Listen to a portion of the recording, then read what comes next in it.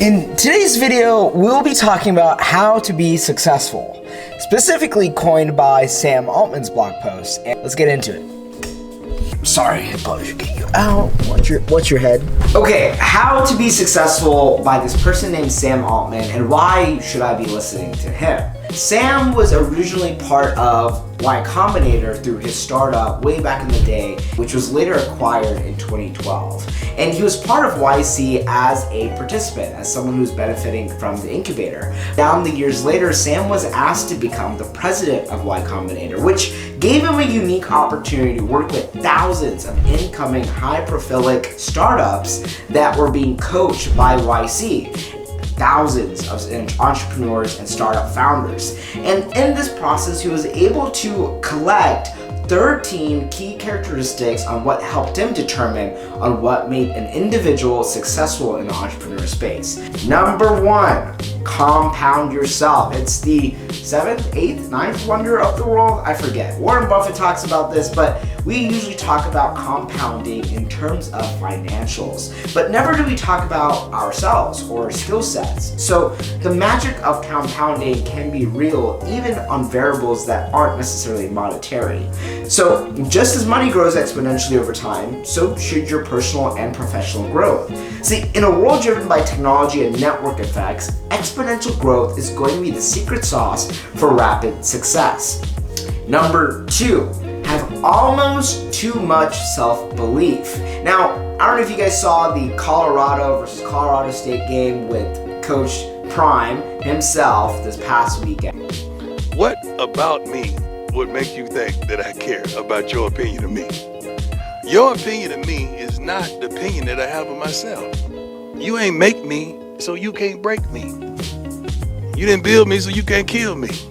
And I know this video may date, but it's one thing that I've realized is level of confidence and believing in yourself. I mean, Novak Djokovic exemplified this at the US Open this year, as well as Coco Gauff in the women's final as well. But oftentimes when we talk about self-belief, it's often in the scope of athletes. But even in the entrepreneurial space and in the business world, it is critical to believe in yourself, even to the point of delusion. Now, think about Elon Musk and SpaceX. Oftentimes when he talked about all those plans before even SpaceX launched its first rocket or its journey to Mars, the way Elon talks about it comes off as if it's already been achieved and it's already been done. And it has to come from this place of unwavering conviction, because as you build your team and as you try to galvanize the people around your goal and your idea, you truly have to be a champion of what you believe and why you believe it. And now this is really the key part, is you have to have a balance of delusion, but also being able to back it up by a strategy and a plan of execution. And this really falls under the scope of a self-awareness. Self-awareness. 3, learn to think independently. Now, forging your own path is absolutely critical, but doing so means sometimes a path that is just by yourself. See, original thinking isn't handed out in classrooms, and oftentimes it's not something that generally just exists. It's cultivated. And embracing new ideas and testing them and remembering every failure is essentially a stepping stone to the success that you're wanting to achieve. Point 4, get good at sales. This was a really big reason why I started my career in sales, because it's one way to convey information. See, I was never a smooth talker. I don't know if this is considered smooth talking, but being able to communicate briefly in an engaging way isn't something that I just naturally had. It's something I had to practice and fine-tune on. See, your belief needs an audience, whether it's customers, investors, or teammates. See, mastering the art of persuasion, I would say communication, is key. And the secret, in my opinion, is genuine belief in whatever you're selling. And I think persuasion can sometimes have a negative effect or a negative connotation. However, I think that negative connotation only exists if you are lying, if you're not genuine with what you're trying to persuade or convey. There's a really great book that I read that drastically shifted how I think about working in teams and how I communicate, called Getting to Yes, or Negotiating to Yes. Would I highly recommend. Point 5, make it easy to take risks. See, risk is the gateway to reward, especially early in your journey. Embracing risks that promise exponential rewards is something that is worth doing. I mean, this YouTube channel, for example, there is a risk of me looking like a fool or acting like a fool or saying something wrong. And even though my views and subscribers and all these things may not be, as large or as famous as one who has made it in YouTube be, but the growth will eventually come. And that's something I genuinely believe. And so holding onto that delusional belief, but also putting in the reps day by day and week by week is something that I'm looking forward to. And so it's a risk I'm willing to take because the reward oftentimes outweigh the risk. And breaking free from this and being able to chase the extraordinary is going to be a key factor of your success. Point 6, focus. This one I struggle with. See, in a world buzzing with distractions, laser focus is going to be your superpower. And we can see this from the applications we use, the communications that we have, the conversations that we hold with everyone around us. It's not about working longer. It's essentially about working smarter on the right things. And being focused on one task or one topic is something that will give you immense power. Point 7, working hard. Working hard? Now, hard work and intelligence, that's the combo for top tier success. But embracing the grind and finding your passion and letting success be the natural outcome is sometimes the easy thing to say. However, when the going gets tough and the work needs to be put in, that is oftentimes fueled by your conviction and your understanding of the problem that you're focusing on to solve. And oftentimes, the distance between success and an idea is purely putting in the work, following the strategy and outlook plan that you had.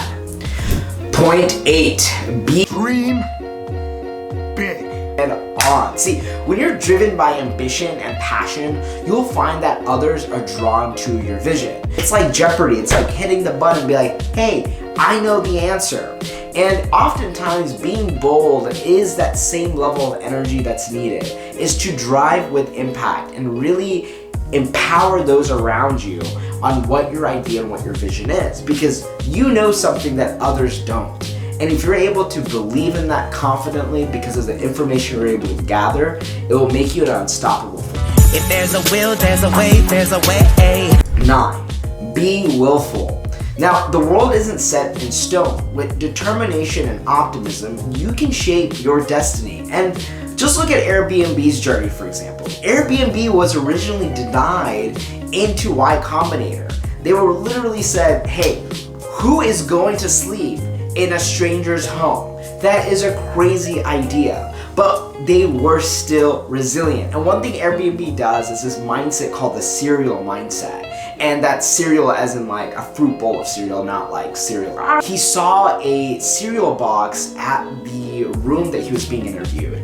And he essentially said like, oh yeah, I made those cereal boxes to raise money for my company, for Airbnb. And these cereal boxes were, and one was Obama O's and the other one was like Captain McCain, I believe. And they were viral, they were sensational, they were sold like crazy left and right.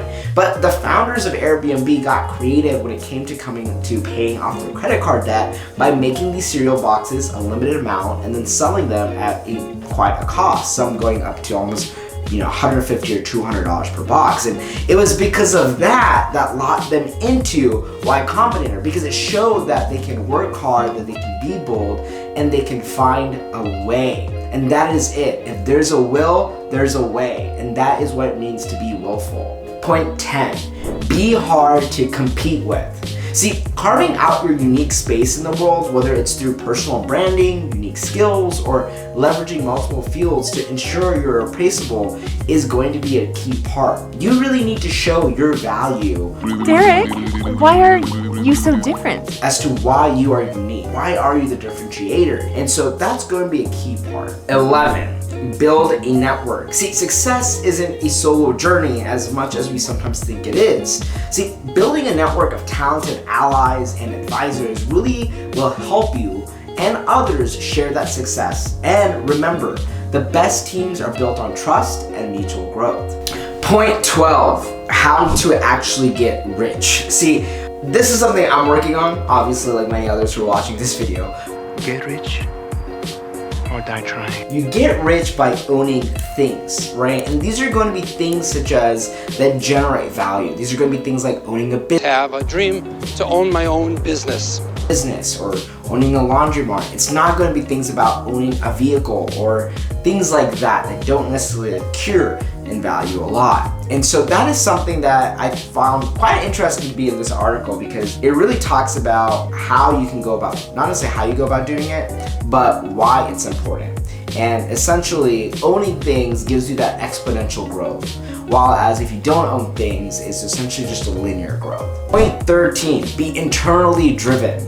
See, lastly, let your drive come from within. External validation fades, but a passion fueled by personal goals and depending upon yourself is going to be something that is eternal, from what Sam had shared. And I think this is really important, because in these entrepreneurial journeys, oftentimes you are in it alone, right? And you may not get the validation that you may need. But if you understand why you believe in something, why you're building towards it, why it's supported, you generally know more about that particular topic than others. And it's not to say you should, not be humble, but you should not let that diminish your drive, but rather amplify your drive to further validate and understand why that weakness or why that weak point can be observed.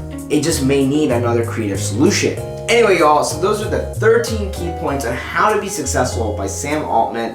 Let me know what you think in the comments below. Which one do you think resonates the most with you personally? And what's one that you think you would like to get better on? With that, peace.